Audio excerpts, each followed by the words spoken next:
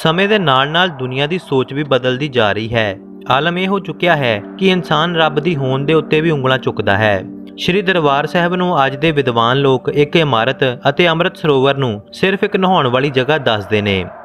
ਅੱਜ ਅਸੀਂ ਤੁਹਾਨੂੰ ਇੱਕ ਅਜਿਹੀ ਘਟਨਾ ਬਾਰੇ ਦੱਸਾਂਗੇ ਜਿਸ ਨੂੰ ਸੁਣ ਕੇ ਤੁਹਾਨੂੰ ਦਰਬਾਰ ਸਾਹਿਬ ਪਵਿੱਤਰ ਅਸਥਾਨ ਦੇ ਵਿਸ਼ਵਾਸ ਰੱਖਣ ਵਾਲਿਆਂ ਤੇ ਹੋਈ ਕਿਰਪਾ ਬਾਰੇ ਪਤਾ ਲੱਗੇਗਾ। ਗੁਰੂ ਰਾਮਦਾਸ ਸਾਹਿਬ ਜੀ ਦਾ ਦਰਬਾਰ ਉਹਨਾਂ ਨੂੰ ਸਹਾਈ ਹੁੰਦਾ ਹੈ ਜਿਨ੍ਹਾਂ ਦੀ ਜ਼ਿੰਦਗੀ ਤੋਂ ਉਮੀਦ ਖਤਮ ਹੋ ਚੁੱਕੀ ਹੈ ਅਤੇ ਗੁਰੂ ਰਾਮਦਾਸ ਸਾਹਿਬ ਜੀ ਦਾ ਦਰ ਉਹਨਾਂ ਦਾ ਸਹਾਈ ਬਣਦਾ ਹੈ। ਲੁਧਿਆਣਾ ਸ਼ਹਿਰ ਦੇ ਵਸਨੀਕ ਨੇਕ ਰਾਮ ਇੱਕ ਹਿੰਦੂ ਪਰਿਵਾਰ ਦੇ ਨਾਲ ਸੰਬੰਧ ਰੱਖਦੇ ਹਨ।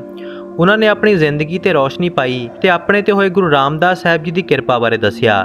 ਨੇਕ ਰਾਮ ਜੀ ਕਹਿੰਦੇ ਨੇ ਕਿ ਮੈਂ 1976 ਤੋਂ ਲੁਧਿਆਣੇ ਦੇ ਵਿੱਚ ਕਰਨਾਲ ਤੋਂ ਆ ਕੇ ਵਸਿਆ ਹਾਂ ਤੇ ਇੱਥੇ ਹੀ ਚੌੜੇ ਬਾਜ਼ਾਰ ਦੇ ਵਿੱਚ ਆਪਣਾ ਕਾਰੋਬਾਰ ਸ਼ੁਰੂ ਕੀਤਾ।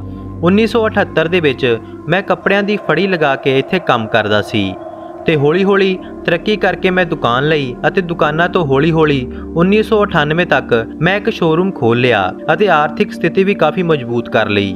ਮੈਂ ਇੱਕ ਵੱਡਾ ਘਰ ਫਿਰੋਜ਼ਪੁਰ ਰੋਡ ਤੇ ਬਣਾਇਆ ਅਤੇ ਸ਼ਹਿਰ ਦੇ ਵਿੱਚ ਹੋਰ ਵੀ 2 ਸ਼ੋਰੂਮ ਖੋਲ੍ਹੇ। ਹੁਣ ਮੇਰੇ ਦੋਨੇ ਪੁੱਤਰ ਵੀ ਉਹਨਾਂ ਦੁਕਾਨਾਂ ਦੇ ਉੱਤੇ ਬੈਠਦੇ ਨੇ। ਪਰ ਸ਼ਾਇਦ ਸਮੇਂ ਨੂੰ ਕੁਝ ਹੋਰ ਹੀ ਮਨਜ਼ੂਰ ਸੀ। ਸਮਾਂ ਬੀਤਿਆ ਤਾਂ ਮੇਰੀ ਘਰਵਾਲੀ ਬਿਮਾਰ ਰਹਿਣ ਲੱਗੀ। ਉਸ ਨੂੰ ਬਿਮਾਰੀ ਨਹੀਂ ਕੁਝ ਹੋਰ ਹੀ ਕਿਹਾ ਜਾ ਸਕਦਾ ਸੀ।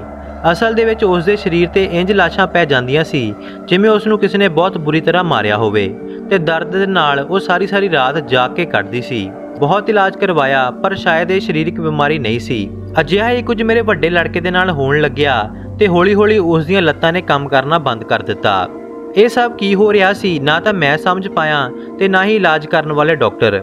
ਅੱਜ ਵੀ CMC ਦੇ ਵਿੱਚ ਡਾਕਟਰ ਪ੍ਰਭਾਕਰਨ ਕੰਮ ਕਰਦੇ ਨੇ ਜਿਨ੍ਹਾਂ ਨੇ ਮੇਰੇ ਪਰਿਵਾਰ ਦਾ ਇਲਾਜ ਕੀਤਾ ਸੀ। ਉਹਨਾਂ ਨੇ ਖੁਦ ਕਿਹਾ ਸੀ ਕਿ ਇਹਨਾਂ ਦਾ ਸਰੀਰ ਬਿਲਕੁਲ ਠੀਕ ਹੈ ਪਰ ਬਿਮਾਰੀ ਦਾ ਕਾਰਨ ਉਹ ਵੀ ਨਾ ਸਮਝ ਪਾਏ। ਫਿਰ ਹੋਰਨਾਂ ਥਾਵਾਂ ਤੇ ਇਲਾਜ ਕਰਵਾਉਣ ਤੋਂ ਬਾਅਦ ਵੀ ਕੋਈ ਫਾਇਦਾ ਨਹੀਂ ਹੋਇਆ ਤਾਂ ਫਿਰ ਮੇਰੇ ਵੱਡੇ ਲੜਕੇ ਦੀ ਘਰਵਾਲੀ ਨੂੰ ਵੀ ਸੇਮ ਪ੍ਰੋਬਲਮ ਸ਼ੁਰੂ ਹੋਈ। ਇੰਜ ਲੱਗ ਰਿਹਾ ਸੀ ਕਿ ਜਿਵੇਂ ਇਹ ਛੂਤ ਦੀ ਬਿਮਾਰੀ ਦੇ ਵਾਂਗ ਸਾਰੇ ਘਰ ਵਾਲਿਆਂ ਦੇ ਵਿੱਚ ਫੈਲਦੀ ਜਾ ਰਹੀ ਸੀ। ਆਖਿਰ ਡਾਕਟਰਾਂ ਦਾ ਪਿੱਛਾ ਛੱਡ ਮੈਂ ਬਾਬਿਆਂ ਤੇ ਸਿਆਣਿਆਂ ਦੇ ਲੜ ਲੱਗ ਗਿਆ। ਘਰ ਦੇ ਵਿੱਚ ਹਵਨ ਕਰਵਾਏ, ਪੂਜਾ ਕਰਵਾਈ। ਕੁਝ ਦਿਨ ਠੀਕ ਰਹਿੰਦਾ ਪਰ ਫਿਰ ਉਹੀ ਕੰਮ ਹੋਣ ਲੱਗ ਜਾਂਦਾ।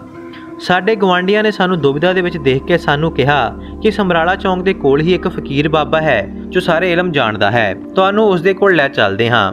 ਮੈਂ ਉਹਨਾਂ ਦੀ ਗੱਲ ਮੰਨ ਕੇ ਉਸ ਬਾਬੇ ਦੇ ਕੋਲ ਪਹੁੰਚ ਗਿਆ। ਆਪਣੇ ਕੁਝ ਇਲਮ ਕਰਕੇ ਉਸਨੇ ਕਿਹਾ ਕਿ ਸਾਡੇ ਪਰਿਵਾਰ ਤੇ ਜਿੰਨਾਂ ਦਾ ਸਾਇਆ ਹੈ ਉਸ ਨੂੰ ਭਜਾਉਣ ਵਾਸਤੇ 50,000 ਰੁਪਏ ਲੱਗਣਗੇ।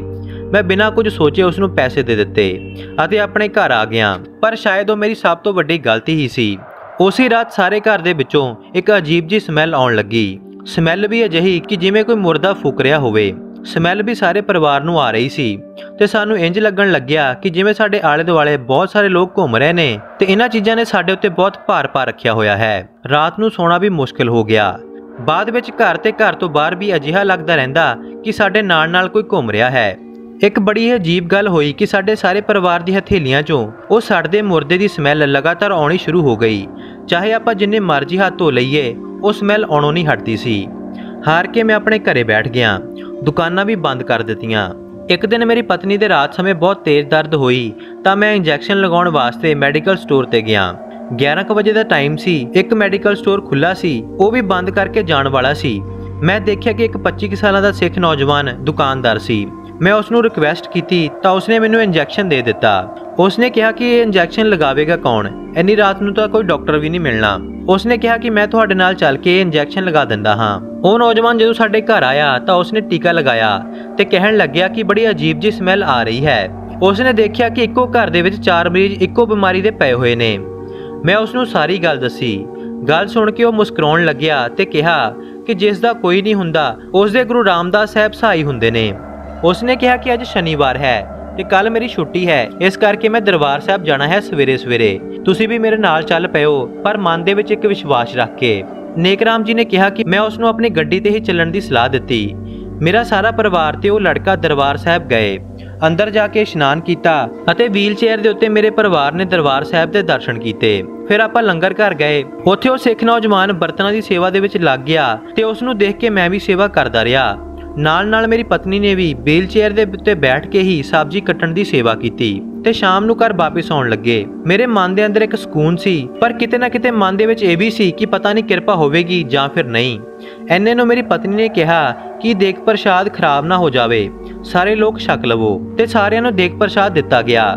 ਜਦੋਂ ਸਾਰਿਆਂ ਨੇ ਦੇਗ ਪ੍ਰਸ਼ਾਦ ਛਕ ਲਿਆ ਤਾਂ ਮੈਂ ਗੌਰ ਕੀਤਾ ਕਿ ਜੋ ਸਾਡੇ ਹੱਥਾਂ ਦੇ ਵਿੱਚੋਂ ਮੁਰਦਾ ਜਲਣ ਦੀ ਸਮੈਲ ਆਉਂਦੀ ਸੀ ਉਹ ਹੁਣ ਨਹੀਂ ਆ ਰਹੀ ਸੀ। ਮੈਂ ਆਪਣੀ ਪਤਨੀ ਤੇ ਲੜਕੇ ਨੂੰ ਕਿਹਾ ਕਿ ਤੁਸੀਂ ਵੀ ਚੈੱਕ ਕਰਕੇ ਦੇਖੋ ਕਿ ਤੁਹਾਡੇ ਹੱਥਾਂ ਦੇ ਵਿੱਚੋਂ ਸਮੈਲ ਆ ਰਹੀ ਹੈ। ਉਹਨਾਂ ਨੇ ਦੇਖਿਆ ਤਾਂ ਮੇਰੀ ਪਤਨੀ ਦੇ ਹੱਥਾਂ ਦੇ ਵਿੱਚੋਂ ਵੀ ਕੋਈ ਸਮੈਲ ਨਹੀਂ ਆ ਰਹੀ ਸੀ। ਇੱਕ ਵਿਸ਼ਵਾਸ ਬਣਿਆ ਤੇ ਆਪਾਂ ਘਰ ਆਏ। ਅੰਮ੍ਰਿਤ ਜਲ ਦੇ ਛਿੱਟੇ ਸਾਰੇ ਘਰ ਦੇ ਵਿੱਚ ਦਿੱਤੇ।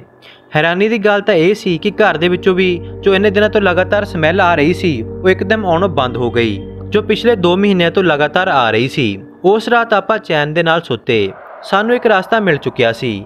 ਅਗਲੇ ਦਿਨ ਵਿਸ਼ਵਾਸ ਰੱਖ ਕੇ ਆਪਾਂ ਦਰਬਾਰ ਸਾਹਿਬ ਪਹੁੰਚੇ। ਸਾਰੇ ਪਰਿਵਾਰ ਨੇ ਇਸ਼ਨਾਨ ਕੀਤਾ ਤੇ ਮੇਰੀ ਪਤਨੀ ਤੇ ਲੜਕੇ ਨੇ ਵੀ ਹੁਣ ਖੁਦ ਚੱਲ ਕੇ ਪੂਰੀ ਪਰਿਕਰਮਾ ਕੀਤੀ। ਹੁਣ ਸਾਡੇ ਮਨਾਂ ਦੇ ਅੰਦਰ ਕੋਈ ਵੀ ਡਰ ਨਹੀਂ ਸੀ। ਆਪਾਂ ਸ਼ਬਦ ਕੀਰਤਨ ਸੁਣਿਆ, ਲੰਗਰ ਦੀ ਸੇਵਾ ਕੀਤੀ ਅਤੇ ਹਫ਼ਤਾ ਆਪਾਂ ਉੱਥੇ ਹੀ ਰਹਿ ਕੇ ਸੇਵਾ ਕੀਤੀ। ਇੱਕ ਦਿਨ ਅੰਮ੍ਰਿਤ ਵੇਲੇ ਜਦੋਂ ਡਿਊਟੀ ਦੇ ਬਾਹਰ ਬੈਠ ਕੇ ਕਪਾਟ ਖੁੱਲ੍ਹਣ ਤੋਂ ਪਹਿਲਾਂ ਸੁਖਮਨੀ ਸਾਹਿਬ ਜੀ ਦਾ ਪਾਠ ਚੱਲ ਰਿਹਾ ਸੀ ਤਾਂ ਪਾਠ ਕਰਦੇ ਕਰਦੇ ਮੇਰੀ ਅੱਖ ਲੱਗ ਗਈ। ਮੇਰਾ ਪਰਿਵਾਰ ਵੀ ਉੱਥੇ ਹੀ ਸੀ। ਸੁਪਨੇ ਦੇ ਵਿੱਚ ਮੈਨੂੰ ਦਿਖਾਈ ਦਿੱਤਾ ਕਿ ਸਾਡੇ ਗੁਆਂਢੀ ਉਸ ਬਾਬੇ ਦੇ ਨਾਲ ਰਲ ਕੇ ਸਾਡੇ ਹੀ ਘਰ ਦੇ ਵਿੱਚ ਕੋਈ ਚੀਜ਼ ਦੱਬ ਰਹੇ ਨੇ। ਅਚਾਨਕ ਹੀ ਮੇਰੀ ਅੱਖ ਖੁੱਲੀ ਤੇ ਮੈਂ ਡਰ ਗਿਆ। ਫਿਰ ਆਪਾਂ ਘਰ ਵਾਪਿਸ ਆਉਣ ਲੱਗੇ ਤਾਂ ਮੈਂ ਗੱਡੀ ਦੇ ਵਿੱਚ ਬੈਠਿਆਂ ਇਹ ਗੱਲ ਆਪਣੇ ਘਰ ਵਾਲਿਆਂ ਦੇ ਨਾਲ ਕੀਤੀ। ਹੈਰਾਨੀ ਤਾਂ ਉਸ ਸਮੇਂ ਹੋਈ ਜਦੋਂ ਪਰਿਵਾਰ ਦੇ ਹਰ ਇੱਕ ਮੈਂਬਰ ਨੇ ਕਿਹਾ ਕਿ ਸਾਨੂੰ ਵੀ ਅਜਿਹਾ ਸੇਮ ਹੀ ਸੁਪਨਾ ਆਇਆ ਸੀ ਤੇ ਉਹ ਜਗ੍ਹਾ ਵੀ ਸੇਮ ਹੀ ਸੀ ਜਿੱਥੇ ਸਾਡੇ ਘਰ ਗਵਾਂਢੀਆਂ ਨੇ ਕੁਝ ਦੱਬਿਆ ਸੀ। ਹੁਣ ਸਿਰਫ ਇੱਕ ਸੁਪਨਾ ਹੀ ਨਹੀਂ ਸੀ।